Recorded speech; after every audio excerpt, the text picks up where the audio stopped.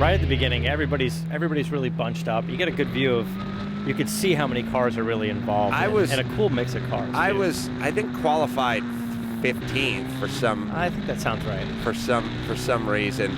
And you see everyone started... Look at that, four wide almost. Everybody got a good jump. The Ramici brother and his Alpha got a good jump at the beginning of that race. Oh, yeah, people were fucking bunched up at the beginning of that race. There's 3 wide going through the first one, but we were 4 wide coming over turn 1. So this is our buddy Jonathan right in front of you in the 98 Datsun. Right. The number 98 Datsun. And now I'm back. I had a BMW and an Alpha kind of jump me at the start.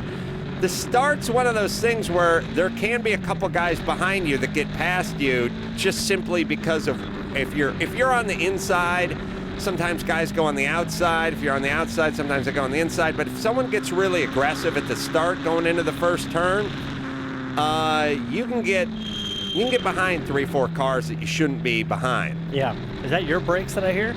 Yes, that's my brakes squealing. Well, at least there's no more grease on them. Begging for mercy as I go into. Look at your hood jumping around, by the way. Good thing the hood pins are in. Yeah. Well, I got a fiberglass hood and it gets a little air under it. Yeah. That's me. That's Jonathan going. Maybe I'll block you a little bit. And you were saying this. You were saying this before when we were looking at footage in the car. Is what we see here. The angle, I mean, the way that lens is, you're closer than it really is. Like, when it looks like there's 3 feet in between you guys, it's got to be half that.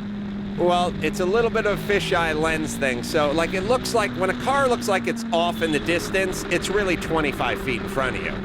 But the bigger picture is the following.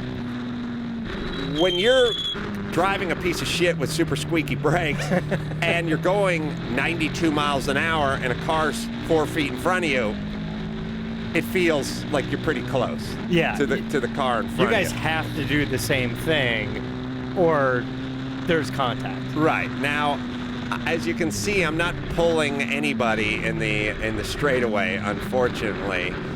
Jonathan Ornstein is a really good guy who we pitted with and came with Les. Has a 710, I have a 610, and we're trying to come up on what is a couple of 2002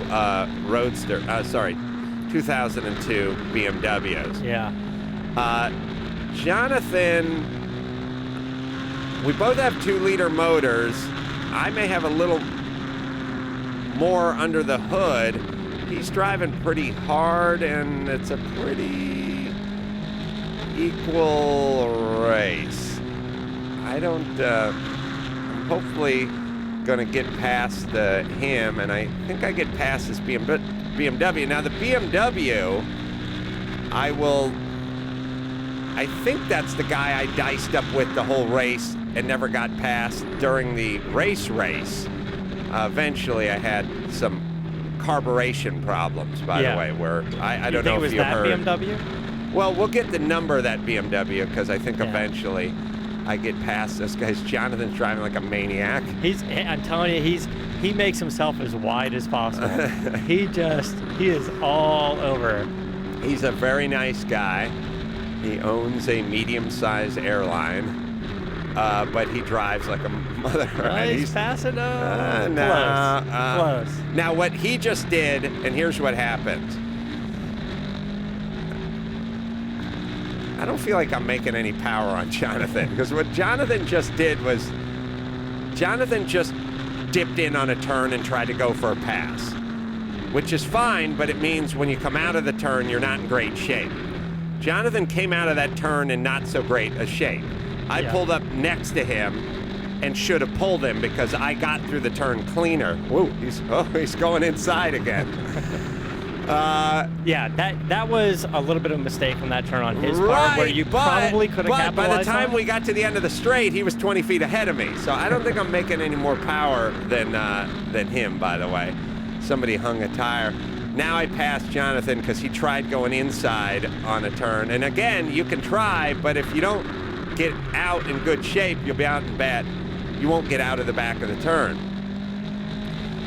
This guy I'm coming up on is number The 25 BMW. 25, and we'll figure out where this guy passed or how it ended up, if I get past this guy or not. This is the guy that had his pit was right in front of ours when we parked. All the BMW guys were parked right in front of us. Because that was a really nice car. All the guys who handle all the BMW and prep all these cars and do beautiful plumbing, by the way.